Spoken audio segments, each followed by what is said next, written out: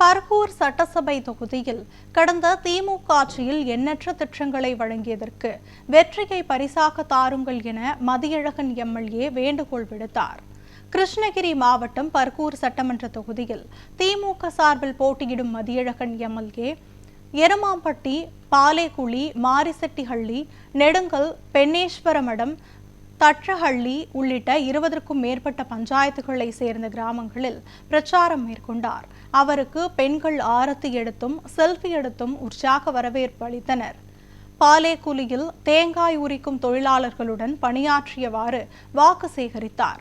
அப்போது பேசிய வேட்பாளர் மதியழகன், கடந்த 5 ஆண்டுகளில் திமுக தலைவர் ஸ்டாலின் சிறப்பான ஆட்சியை தந்துள்ளார் என்றும், அன்பு கரங்கள் என்ற திட்டம் மூலம் பெற்றோரை இழந்த குழந்தைகளுக்கு தாயுள்ளத்தோடு உதவுகிறார் என்றும் தெரிவித்தார். மேலும் திமுக ஆட்சி அமைத்தவுடன் காலை உணவு திட்டம் 8ஆம் வகுப்பு வரை விரிவுபடுத்தப்பட உள்ளதாக கூறிய அவர், 10 லட்சம் பேருக்கு வீடுகள் கட்டித்தரப்படும் என திமுக வாக்குறுதிகளை கூறி வாக்கு சேகரிப்பில் ஈடுபட்டார். தனக்கு மீண்டும் வாய்ப்பு வழங்கப்பட்டால் திமுக தலைவர் ஸ்டாலின் மீண்டும் முதல்வராக அமர்வதுடன் மேலும் பல்வேறு திட்டங்களை இந்த தொகுதிக்கு செய்ய இருப்பதாக அவர் தெரிவித்தார். இந்த 5 ஆண்டு காலத்துல நம்பக்கல்ல தலைவர், இந்தியாவிற்கு வழிகாட்டக்கூடிய தலைவராக இருக்கிறார்.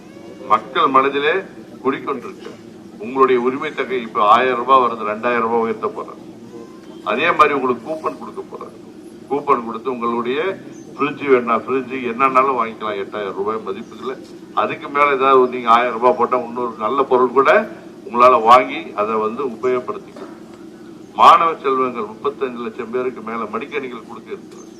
அவருடைய திட்டங்கள் எல்லாமே அடுத்த தலைமுறையை வளர்த்தெடுக்கக்கூடிய திட்டங்களா இருக்கு. கலைஞர் வீடு கட்டிருக்க போறாரு. உங்க அளவுக்கு நான் கட்டல, உங்க அளவுக்கு நீங்க நாங்க ரூபாய் கொடுக்குறோம், உன்னுடைய வசதிக்கு கட்டிக்கோன்னு சொல்றேன். இதுவரையில அது மாதிரி யாராவது சொல்லியிருக்காங்களா? இல்ல. மக்களை சிந்திக்கணும். மக்களுக்கான தலைவர் வந்திருக்காரு. மக்களுக்காக போற்றி அவரை உங்களெல்லாம் நம்ம ஒவ்வொரு திட்டத்தையுமே பயனளிக்கக்கூடிய திட்டத்தை கொடுத்துட்டு இருக்காரு. அவரை நாம கரம் பிடித்து அவரை உயர பிடிக்க வேண்டியது ஒவ்வொருத்தருடைய கிளம்பி. அன்பு கரங்கள் ஒரு திட்டத்தை கொடுத்தாரு. நான் அதை பார்த்த உடனே கண் கலங்கி போனேன். அவர் எவ்வளவு இரக்கம் கருணிய உருவான தலைவரா நம்ம கலைஞர் தலைவர் தளபதியா இருக்காரு. அந்த கருணிய ஏன்னா அந்த தாய் தந்தை இழந்த குழந்தைகள் யாராவது இருந்தா அந்த குழந்தைகளுக்கு மாதம் 2000 ரூபாய் கொடுத்து அவர்கள் நல்வழிப்படுத்தி அவர்கள் படிப்பு எல்லாம் போற்றி மேனேஜர் ஆகிற வரையிலும் கல்லூரி படிப்பை முடித்த வரையிலும் அவர்களுக்கு மாதம் 2000 ரூபாய் கொடுத்து தன்னுடைய கருணை உள்ளத்தால கரம் பிடித்து வளர்த்தெடுக்கிறது. இந்த மாதிரி 77 ஆண்டு காலத்துல எந்த தலைவருமே சிந்திக்காத தலைவராக இருக்கார்.